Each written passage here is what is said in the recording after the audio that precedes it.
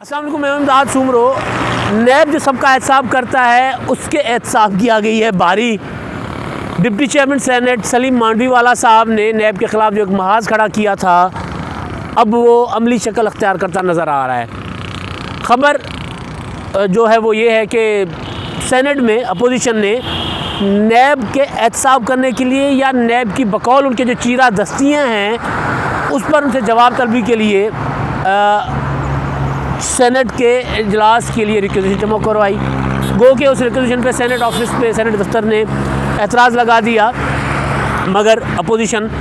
दोबारा वो रिक्वेजिशन जमा करवाएगी, ये कहा है राजा ज़फ़र लक ने। और सलीम मांडवीवाला साहब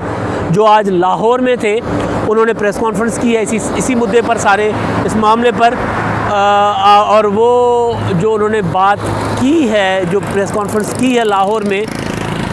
वो प्रेस कॉन्फ्रेंस उन्होंने क्या कहा वो मैं आपको चंद गुजारिशात करूँगा। लेकिन हो क्या रहा है, होने क्या जा रहा है, हो क्या सकता है, असल सवालात ये हैं।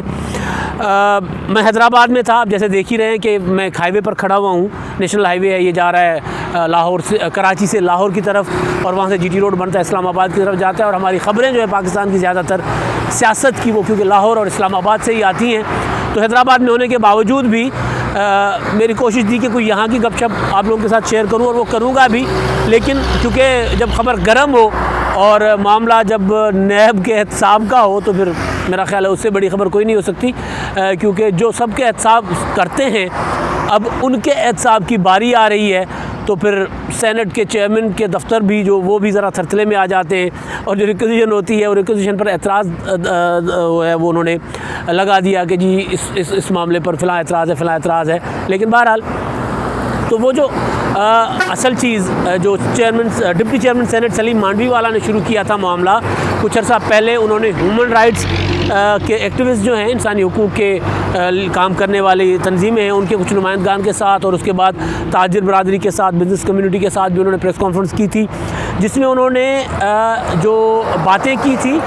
वो ये थी कि जी नैब जो है वो लोगों की पगड़ियाँ उछाल रहा है। नैब बग़ैर किसी सबूतों के, बग़ैर किसी गवाहों के और बग़ैर किसी तहकीकात के लोगों के एहतसाब के लिए नोटिस जारी कर देता है, और उसके बाद लोगों को ब्लैकमेल किया जाता है। और उन्होंने अपना भी बताया कि उनके साथ जो कुछ हो रहा है, और फिर उनके बकौल कि कई ऐसे बिजनेसमैन उनके पास आए, कई ऐसे लोग आए प्राइवेट जो बिज़नेस करते हैं जिनका नैब एहतसाब नहीं कर सकता, वो आए कि नैब उनके पास आता है, नैब के नोटिस आते हैं और फिर प्ली बार्गेन की जाती है। और उन्होंने सलीम मांडवीवाला साहब के बकौल, मेरा नहीं है इल्ज़ाम, उनके बकौल के काफ़ी सारे ऐसे लोग जिनके साथ उन्होंने प्ली बार्गेनिंग की है, वो उनके पास सबूत भी हैं कि किस किस तरह लोगों को ब्लैकमेल किया गया। अब आज जो उन्होंने लाहौर में प्रेस कॉन्फ्रेंस की, वो प्रेस कॉन्फ्रेंस थी वो जो उन्होंने रिक्वेजिशन जमा करवाई है अपोजिशन ने, अपोजिशन के तमाम अरकान के दस्तखत के साथ, या अपोजिशन के अरकान की दस्तखत के साथ, क्योंकि रिक्वेजिशन के लिए जितने अरकान की रिक्वायरमेंट होती है दस्तखत की, उतने दस्तखत करवाने के बाद सेनेट का इजलास तलब करने के लिए उन्होंने रिक्वेजिशन फ़ाइल कर दी थी। तो उसके बाद उनकी प्रेस कॉन्फ्रेंस थी लाहौर में, और लाहौर उन्होंने ये कहा जनाब कि हम जो सेनेट है, क्योंकि ऐवान बाला है, मुल्क के सबसे बड़े इदारे का पार्लियामेंट है वो, और वो सबको तलब कर सकता है, चेयरमैन नैब को भी तलब कर सकता है, समन किया जा सकता है उनको, और अगर वो नहीं आएंगे तो फिर उनके वारंट गिरफ्तारी भी जारी किए जा सकते हैं। अब क्योंकि फ़िलहाल तो एतराज़ आ गया है उनकी रिक्वेजिशन पर, लेकिन दोबारा रिक्वेजिशन आ जाएगी तो फिर 14 दिन के अंदर अंदर सेनेट का इजलास आ जाएगा, और उसके बाद उसमें जो इशूज़, वो जो एजेंडा है उनका अपोजिशन का, यानी नैब की बकौल उनके नैब की चीरा दस्तियाँ या नैब के मज़ालिम या ब्लैकमेलिंग जो वो कह रहे हैं, तो उस पर फिर इजलास होगा। इजलास होने के बाद क्या क्या हो सकता है वो है असल मुद्दा के जनाब। जब इजलास होगा, सेनेट में तकरीरें होंगी, बहस मुबाहिसा होगा, चेयरमैन साहब को तलब भी कर लेंगे, अगर चेयरमैन नैब जावेद इकबाल साहब को, वो आ भी जाएंगे, क्योंकि भाई वो रिटायर्ड अपना वो जज हैं, कानून को समझते हैं, और मतलब अदलिया के साथ रहे हैं वो, तो उनको पता है कि नैब के अख्तियारात कितने हैं। लिहाजा मेरा ख्याल है कि उनको नैब अगर अपना एहतसाब उनको सेनेट में अगर तलब किया जाएगा उनके एहतसाब ब्यूरो के मुतालिक सवाल जवाब के लिए, तो ज़ाहिर है वो वहाँ पर आएंगे। अगर वो नहीं आते तो फिर वही जो सेनेट का अख्तियार है, सेनेट की कमेटीज़ का अख्तियार है, फिर ज़ाहिर है वही हो सकता है, यानी वो जो सलीम मांडवीवाला साहब ने कहा है कि वो फिर उनको समन किया जाएगा या फिर अगला मरहला होता है उनके वारंट गिरफ्तारी जारी करने का। मुझे याद है कि एक जो लापता अफराद का मामला था तो उस पर भी चेयरमैन जो हैं ह्यूमन राइट्स कमेटी के, सेनेट की जो ह्यूमन राइट्स कमेटी या फंक्शनल कमेटी, उसके चेयरमैन मुस्तफ़ा नवाज़ खोखर साहब, तो उन्होंने समन पहले तलब किया था जवाब के लिए। तलब करना लफ्ज़ इस्तेमाल नहीं होता, उन्होंने बहरहाल उनको कहा था कि वो बताएं आकर के मामला क्या है, सेनेट में के इजलास में आएँ, कमेटी के इजलास में। तो वो नहीं आए थे तो फिर उनको समन करने के लिए कहा गया था कि उनको समन किया जाएगा। बहरहाल फिर वो उन्होंने रब्ता किया था। तो उन दिनों में उनकी आँख का ऑपरेशन था, उन्होंने एक ख़त भी लिखा था कि जनाब मैं आँख के ऑपरेशन की वजह से और कुछ मेडिकल रीज़न्स की वजह से नहीं आ पाऊँगा, लेकिन उसको रीशेड्यूल किया जाए तो वो आएंगे। तो बहरहाल वो मामला हुआ था, तो उनको पता है। ये बात बताने का मतलब ये है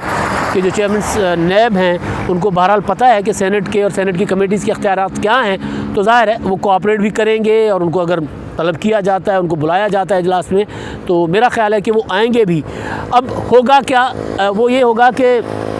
जब सेनेट में बहसा बहसी होगी, मामला जब अरकान अपने अपने जिनके पास जो मालूमात है, कोई हक़ में बोले कोई ख़िलाफ़ बोले, लेकिन जो भी है उसके बाद मामला जो है वो जा सकता है उसी कमेटी, ह्यूमन राइट्स कमेटी में, जिसके चेयरमैन मुस्तफ़ा नवाज़ खोखर हैं। फिर मामला इंसाफ और कानून की कमेटी जो है सेनेट की, वहाँ पे भी जा सकता है और उस कमेटी के चेयरमैन हैं जावेद अब्बासी साहब, मुस्लिम लीग नून के हैं। तो अब हो ये रहा है, ये पाकिस्तान में पहली बार ऐसा हो रहा है, माजी में या कम से कम इस हुकूमत में ऐसा हो रहा है कि नैब को पाकिस्तान की सबसे सुप्रीम इदारा जो है पार्लियामेंट, वो तलब कर रहा है। और वो तलब इसलिए कर रहा है कि उनके ख़्याल में, यानी अरकान के ख़्याल में, कि उनको पॉलिटिशियंस और जो प्राइवेट लोग हैं, प्राइवेट बिजनेस करने वाले लोग हैं, वो बहुत तंग आए हुए हैं। और नैब जो है वो किसी के भी, यानी मदर पिदर आज़ाद है, किसी भी अदालत को नहीं देखते, किसी कानून को नहीं देखते, जिसको चाहिए वो नोटिस कर देते हैं। तो ये होगा पहली बार। और आपको याद होगा कि कुछ अर्सा पहले, ये कुछ चंद दिन पहले, एक आला अदलिया के जो रिमार्क्स आए थे, जिसमें उन्होंने चेयरमैन नैब के से कुछ जवाब तलबी की थी और फिर ये भी कहा था कि अगर उनकी अदालत की तसल्ली नहीं हुई जवाब में, तो फिर इन पर्सन चेयरमैन नैब साहब को भी तलब किया जा सकता है। और उसमें जो एक रिमार्क्स था वो बड़ा पते का था, और वो ये था कि नैब जिस तरह कार्रवाइयाँ कर रहा है, जिस तरह लोगों को इंतकाम का निशाना बना रहा है, जिस तरह जानिबदारी का मुजाहरा कर रहा है, अदालत के अल्फाज में बता रहा हूँ, तो उससे पाकिस्तान में जो इन्वेस्टमेंट नहीं हो रही, बिज़नेस नहीं चल रहा, पाकिस्तान का कारोबार नहीं चल रहा। जिस दिन वो मैंने रिमार्क सुने थे तो वो आसिफ जरदारी साहब ने अपनी एक पेशी पे कहा था नैब में कि नैब और पाकिस्तान में कारोबार जो है वो साथ साथ, पाकिस्तान की नैब और मईशत साथ साथ नहीं चल सकते, ये उनके अल्फाज थे। अब वही अल्फाज किसी मुकदमे में, किसी मामले में कहे हैं पाकिस्तान की आला अदालत ने। अब वो रिमार्क जो है, वो रिमार्क से फ़ैसला क्या आता है वो अलग चीज़ है, लेकिन एक चीज़ अगर कह दी जाए अदालत की तरफ से, उसमें क्योंकि चीज़ें सामने होती हैं और वो अदालत जब बात करती है तो उसमें वज़न भी होता है, ज़ाहिर है। आपको ये भी याद होगा कि जो ख्वाजा साद रफ़ीक का और सलमान रफ़ीक का केस था, उसमें भी अदालत ने नैब का जो कंडक्ट था उसके मुतल्लिक जो बातें की थी, जिस तरह उन्होंने वो कहते हैं ना धज्जियाँ बिखेर कर रख दी थी कि जनाब नैब तो मतलब लोगों को पकड़ लेता है, अंदर कर देता है, सबूत होता नहीं, कुछ कोई चीज़ होती नहीं है, और लोगों को सियासी बुनियादों पर वो जो मामला था ख्वाजा साद वाला, और उसमें सियासी बुनियादों पर लोगों को उठाया जाता है, गिरफ़्तार किया जाता है और कई बड़े बड़े अरसे तक लोग अंदर होते हैं। तो बहरहाल अब ये क्योंकि एक सिलसिला चल पड़ा है, पहले ये तस्वुर नहीं किया जा सकता था, नैब बना है मुशर्रफ के ज़माने में, उससे पहले नवाज शरीफ साहब के ज़माने में जो कौमी एहतसाब कमीशन था सैफुर रहमान वाला, उस ज़माने में तो ये होता नहीं था ऐसे कि कोई इदारा जो है वो पार्लियामेंट है वो तलब करे नैब को, या नैब से जवाब तलबी करे, अदालतें तलब करें नैब को, होता नहीं था। अब हो ये रहा है, वो जो सलीम मांडवीवाला साहब ने किया, उससे पहले जो पिटीशंस अदालतों में आती हैं तो चीज़ें सामने आती हैं तो अदालतें भी चीख उठती हैं कि भाई ये क्या चल रहा है। तो अब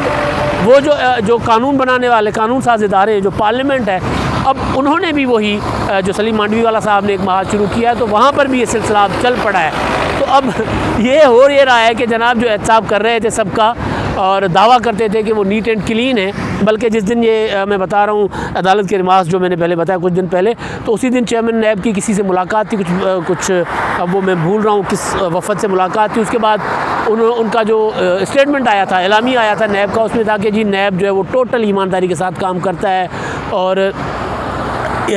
मुल्क से करप्शन के ख़ात्मे के लिए काम करता है। अदालत के रिमार्क बहरहाल उसके बरक्स थे, लेकिन क्योंकि वो एक ही दिन के 2 इवेंट थे, मैं ये नहीं कह रहा कि वो अदालत की उस रिमार्क के जवाब में थे, क्योंकि एक मीटिंग थी, मीटिंग के अंदर जो बातें हुई वो उसका एलामिया आया। लेकिन अब ये है कि अब नैब को भी एहतसाब के लिए तलब किया जा रहा है। आपने सुना होगा ना, नवाज़ शरीफ को तलब कर लिया, बिलावल भुट्टो को तलब कर दिया, आसिफ जरदारी को तलब कर दिया, शहबाज शरीफ को तलब कर दिया, खुर्शीद शाह को तलब कर दिया। और वो डॉक्टर ढिंचाँ वाले केस में भी आपने देखा कि जो अदालत के रिमार्क थे, हाँ डॉक्टर ढिंचाँ वाला ही केस था ये, जिसमें डॉक्टर ढिंचाँ की ज़मानत मंजूर हो गई थी, तो जिसमें अदालत ने कहा कि भाई ये कारोबार नहीं हो सकता, इस तरह नैब जिस तरह कर इस तरह कारोबार नहीं हो सकता। तो अब पहले ये मैंने जो बताया ना, इससे फ़लाँ को तलब कर लो, फ़लाँ को तलब कर लो, नोटिस और ये और वो, तो वो तो करता था नैब। अब सेनेट जो है वो तलब करने जा रहे हैं नैब को। अब रिक्वेजिशन दोबारा आएगी, ज़ाहिर है रिक्वेजिशन पर जो चेयरमैन सेनेट हैं वो बाउंड हैं, उनके ऊपर लाजिम है कि वो जो सेनेट का जो इजलास बुला ले, तो इजलास होगा, इजलास में जो चीज़ें होंगी तो उसके बाद ज़ाहिर है जो सलीम मांडवी वाला ने कहा है उसके मुताबिक फिर जवाब तलबी के लिए, एहतसाब के लिए नैब को तलब किया जाएगा। और नैब को तलब क्यों करने जा रहे हैं सलीम मांडवी वाला साहब, क्यों करना चाहते हैं? वो कहते हैं कि जी हम देखेंगे कि नैब के अफसरान की जो है डिग्रियाँ क्या है, हम देखेंगे कि नैब के अफसरान के असासे क्या हैं, अब ये हम चेक करेंगे। नैब लोगों के असासे चेक करता है, अब हम चेक करेंगे, हम जो मुंतखब अरकान हैं, हम जो अवामी नुमाइंदे हैं, हम जो कानून बनाने वाले हैं, हम देखेंगे कि नैब जो है उनके असासे, उनके अफसरान के असासे क्या हैं और उनकी काबिलियत क्या है। तो एहतसाब करने वालों का एहतसाब करने का जब वक्त आए तो समझ लें कि मुल्क के अंदर कोई सिलसिला जो है वो कम से कम इंसाफ और कानून का बेहतरी की उम्मीद उससे की जा सकती है कि जो लोगों से जवाब लेते हैं, जो लोगों के ऊपर हाथ डालते हैं, लोगों की प्रॉपर्टी के ऊपर यानी सवाल उठाते हैं, उनके मुतालिक जब सवाल हो तो फिर ज़ाहिर है अकाउंटेबिलिटी प्रॉपर होगी और शफाफियत की भी तवक्को की जा सकती है कि शफाफियत होगी तो यानी वो जो अब एहतसाब करते थे वो जवाब देने आएंगे तो पता चलेगा कि एहतसाब कैसे किया जाता है और जवाब कैसे दिया जाता है। अब तक के लिए इतना ही। अल्लाह हाफ़िज़।